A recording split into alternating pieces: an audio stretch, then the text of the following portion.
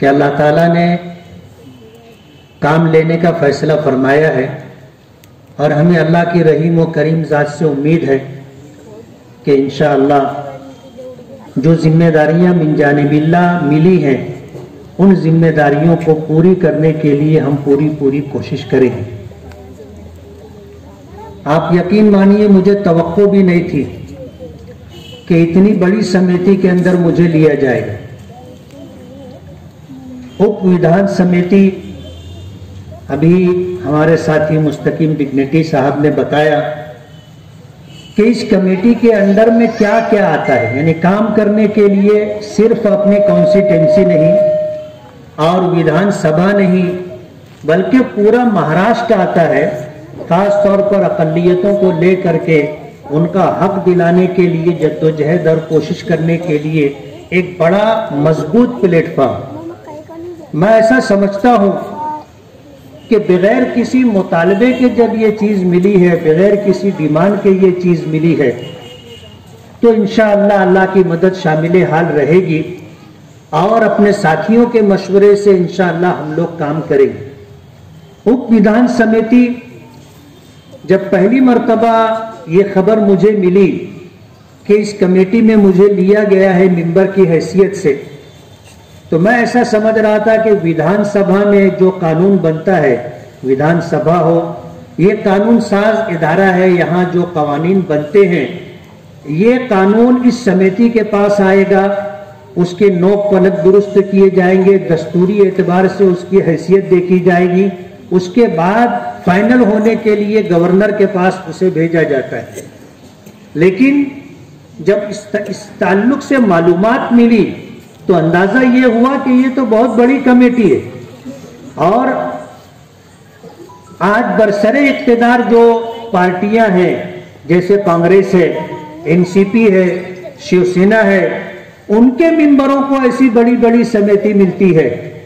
और आज इस वक्त छोटी पार्टियों को, जैसे जनता दल सेकुलर है या MIM है और इस तरह की पार्टियां, इनकी कोई हैसियत बज़ाहिर नजर नहीं आती विधानसभा में।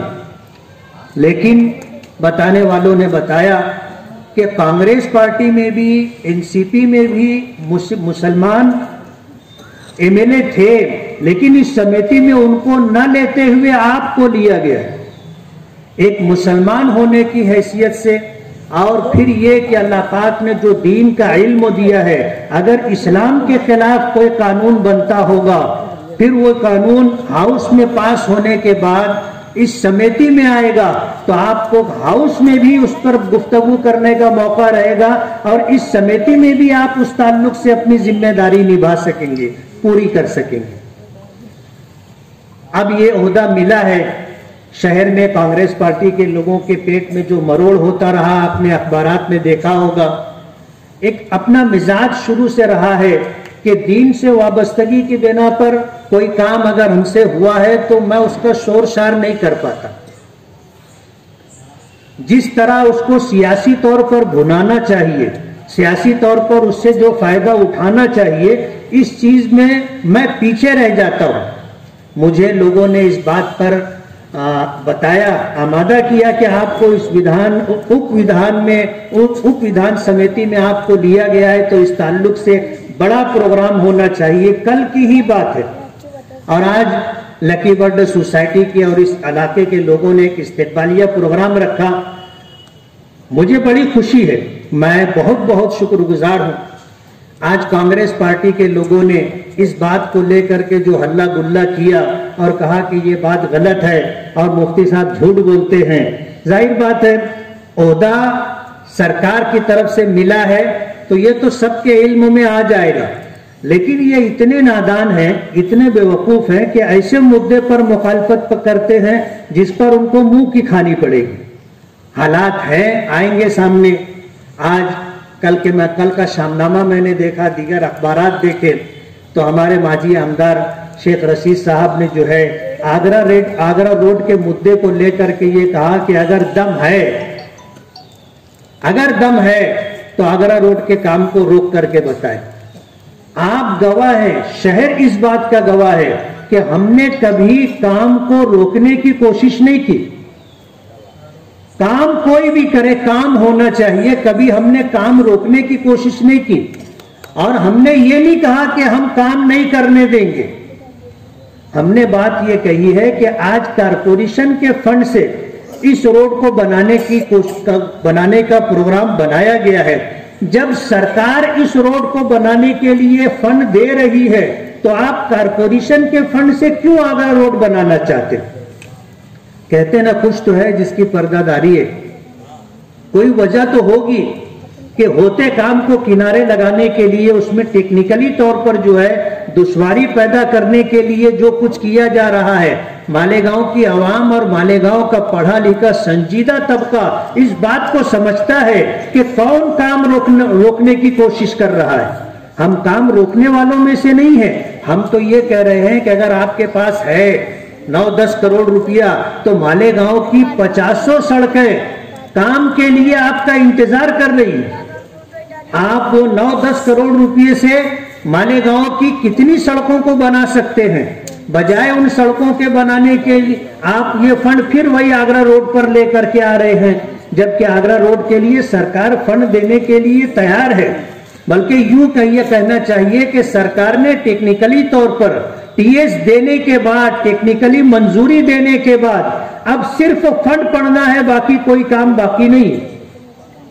हालात की वजह से जो ताखीर हुई है वो सिर्फ किसी एक शोबे में नहीं, सरकार के तमाम शोबों में यह ताखीर चल रही है। और महाराष्ट्र सरकार के पास फंड की कमी है। वजह उसकी यह है कि जीएसटी के टैक्स का जो हिस्सा केंद्र सरकार की तरफ से रियासती सरकार को मिलता है, तकरीबन 35 से 40 हजार करोड़ रुपया केंद्र सरकार ने, मरकजी हुकूमत ने रोक लिया है। स्टेट गवर्नमेंट महाराष्ट्र को दिया नहीं है। इसकी वजह से दिक्कतें आ रही हैं, ताखीर हो रही है। आगरा रोड बनना चाहिए। आज जो लोग बनाने की बात कर रहे हैं वो 20 साल से बना रहे हैं। क्या बना रहे हैं और किसको बना रहे हैं आप समझ रहे हैं। 20 साल से वो लोग आगरा रोड के नाम पर मालेगांव की आवाम को बना रहे हैं। तो हमने काम रोकने की बात नहीं की। हम तो ये कहते हैं कि आप काम करो, मुबारक हो। जब इस काम के लिए सरकार 10-11 करोड़ रुपया दे रही है तो सरकार के फंड से ये रोड बन जाने दो। और जो 9-10 करोड़ रुपया आप आगरा रोड के नाम से फिर कारपोरेशन से निकालना चाहते हैं, उसी फंड से आप मालेगांव की 10-20 अच्छी रोड बना दो। मालेगांव की आवाम आपका इस्तेकबाल करेगी। लेकिन कहते हैं ना कि इंसान की सूझबूझ, इंसान की समझ और उसका प्रोग्राम उसकी जुबान के पीछे होता है। ऐसे लोगों को बोलने का मौका देना चाहिए। जब वो बोलते हैं तो समझ में आता है कि इनका प्रोग्राम क्या है। आगरा इलेक्शन आने वाला है। आगरा रोड को लेकर के ये असेंबली इलेक्शन हारे हैं और इंशाअल्लाह आगरा रोड को लेकर के ये कारपोरेशन इलेक्शन भी हारेंगे। आज ये बात करते हैं कि महागठबंधन जो है अपने करतूतों की वजह से टूटेगा। आज अल्हम्दुलिल्लाह अल्लाह का बेपनाह करम है, हमारा गठबंधन बहुत मजबूत है अल्हम्दुलिल्लाह। कहीं से किसी तरह की कोई मुखालफत नहीं है। जिन लोगों को मुखालफत के लिए आमादा किया गया था और अपने मफाद को लेकर के जो लोग आगे बढ़ रहे थे, अल्लाह ने उनको मुंह की खिला दी है। आज वो जलील होकर के घर पर बैठे और कहते हैं हक बहकदार रसीद। शानी हिंद साहिबा को जो है अपोजिशन लीडर तमाम कारपोरेटरों ने महागठबंधन का बनाया था, ये ओहदा उन तक पहुंच गया। और हम लोगों ने कोई बहुत ज्यादा जल्दबाजी की हो, उठापटक की हो, ऐसा नहीं। हम लोगों ने एक प्रोग्राम के तहत अपने काम को आगे बढ़ा रहे थे। जैसा मुस्तकीम डिग्नेटी साहब ने आपको बताया कि जब इनको लगा कि कोर्ट में इनको जलील होना पड़ेगा, कोर्ट में इनको जलील होना पड़ेगा, तो इन्होंने अजखुद जो है अपोजिशन लीडर का लेटर मेयर साहिबा ने शानी हिंद साहिबा को दे दिया। वो ऐसा समझ रहे थे कि उनके इस अमल के बाद हम लोग जो है अपनी पिटीशन वापस ले लेंगे और कोर्ट से हम पीछे हट जाएंगे। मुस्तकीम डिग्नेटी साहब से बात हुई तो उन्होंने ये प्रोग्राम बताया कि हम लोगों को अब आगे बढ़ गए हैं तो पीछे नहीं हटना है। कोर्ट के जरिए से फैसला हो जाने के बाद फिर हमें आगे कोई अंदेशा, कोई तकलीफ नहीं होगी, वरना इनका भरोसा नहीं। आज इन्होंने लेटर दिया, फिर ये दोबारा कुछ ना कुछ भांज उसमें डाल सकते।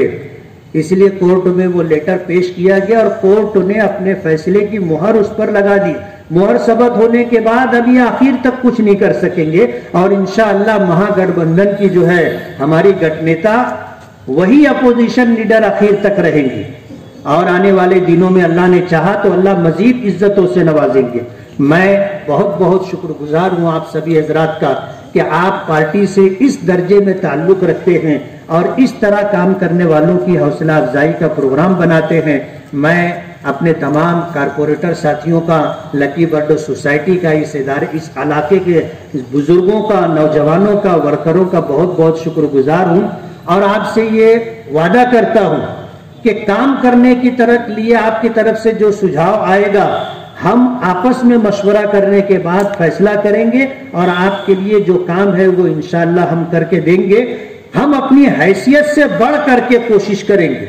अल्लाह की जात से उम्मीद है आज अल्लाह ने जहां तक पहुंचाया है उस ओहदे का फायदा उठा करके मालेगांव की विकास और मालेगांव के कामों के लिए इंशाअल्लाह हम लोग कोशिश करेंगे। बहुत बहुत शुक्रिया।